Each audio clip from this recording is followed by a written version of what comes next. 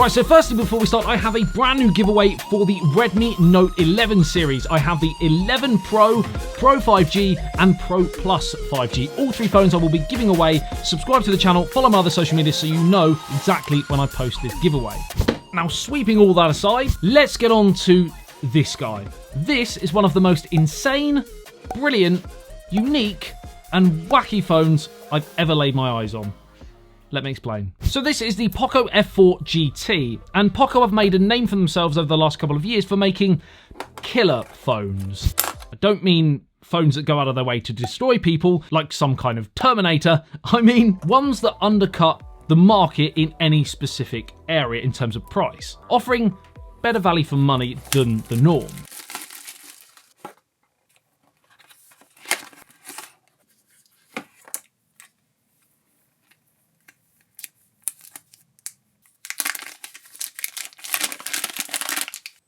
The F series have traditionally been in the flagship killer area, with the F1, F2 Pro and F3 all being really well received. And in fact, the F3 here was actually featured in my top smartphones earlier this year. I still absolutely love what this offers for that £300–350 price tag. But the thing is, all three of those original phones kind of fitted into the sort of traditional makeup of what a smartphone is. Fairly standard in their makeup, but the F4 GT is another species altogether, in a good way, but also not.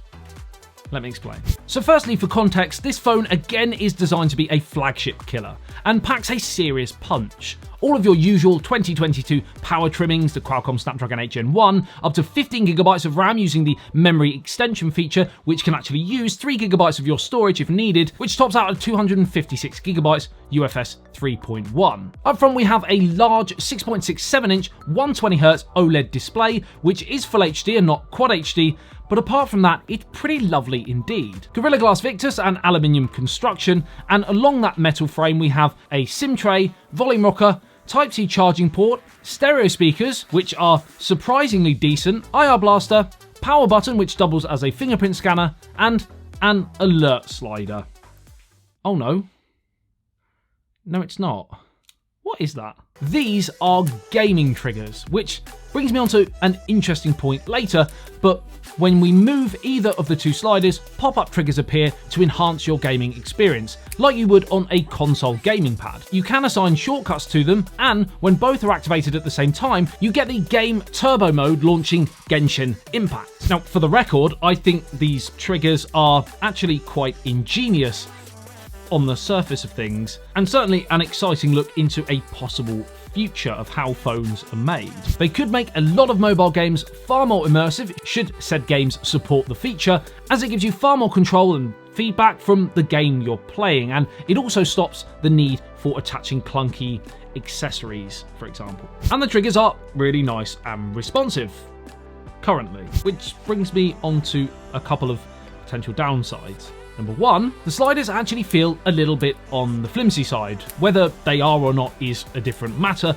but durability is definitely something to keep an eye on. Heavy hands, food, dust, dirt, etc. could be a potential problem for the functionality. Similar to when we had the pop-up cameras, that was the big debate. Is it going to last over time? And number two, it certainly makes this phone more niche than your average standard device. A great addition for some, but a possible turn-off for others, as this phone now definitely feels a lot more like a official gaming phone than a premium flagship.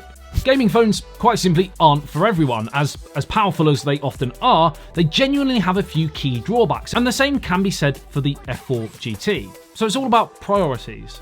If speed and overall performance is king, then this is a sensational option, with benchmarks that absolutely destroy my Samsung S22 Ultra, especially in the multi-core scores. But if design and look and overall feel in the hand and camera performance to some extent is more imperative, then this and traditional gaming phones as well tend to let themselves down in that area. Poco's latest flagship has definitely shifted from the real eye-pleaser F3 with the gorgeous pearl shimmers and sloping rear curves to a more squared-off, aggressive, butting beast F4 GT. and the camera is passable, but it's not a key focus for Poco with this device. The main 64 megapixel sensor is absolutely fine for standard everyday shots. No, scrap that, it's really competitive. Nice vibrant colours, great details even when cropping in, but portrait shots do tend to come out a little on the soft side, and if there is any movement in the scene, it may take you quite a few attempts to get anything close to one of the top flagship camera performers. But the biggest letdown here is the lack of any optical zoom with no dedicated telephoto lens. You do get up to 10 times digital zoom, but when compared to a phone that uses optical instead, there is no comparison on clarity. 2 times zoom is not as noticeable, but certainly as you go up the range, it becomes a lot more clear. Again, what are your priorities? There is an 8 megapixel ultra wide lens, which again can lack the details of the front runners, but it's there and it's an option to play around with, as is their 2 megapixel macro lens. Now, as you know, I'm not a huge fan of low megapixel macro lenses, especially when quite a few phones now provide a macro feature with the ultra wide angle lens anyway. I certainly think that the third lens on here probably could and maybe should have been a telephoto lens.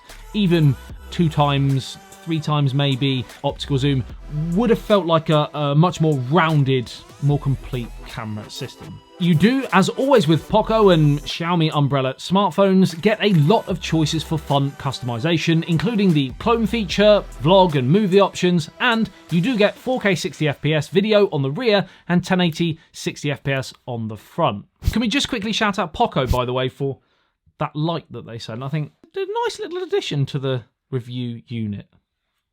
Good.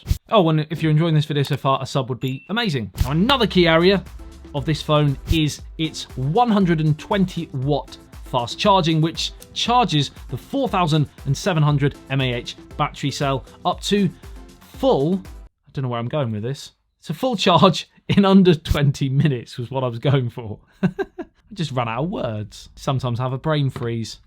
Brain fart was what the...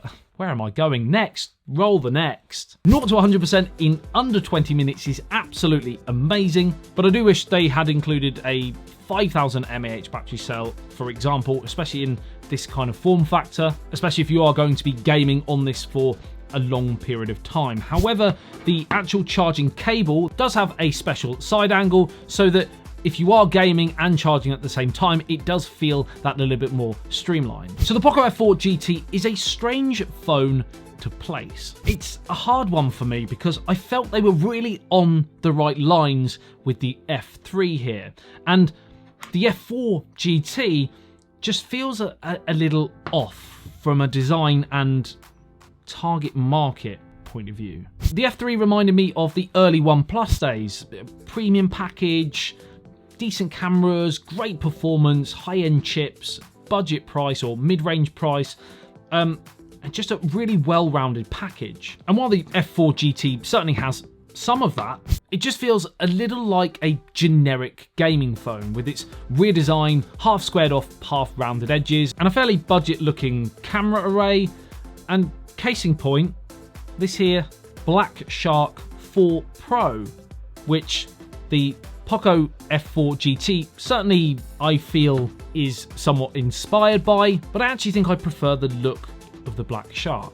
I do prefer the MIUI 13 for Poco Skin over Android 12 than the BS's Joy UI 12 version of MIUI. BS meaning Black Shark, not.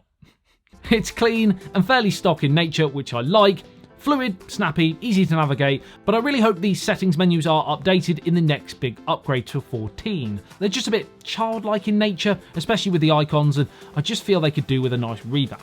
Overall, the Poco F4 GT is not for everyone. It has a weird and wacky makeup, a somewhat limited camera, but it's an absolute power monster. And if you want a gaming phone with all the speed and performance of the top tier, then this is elite.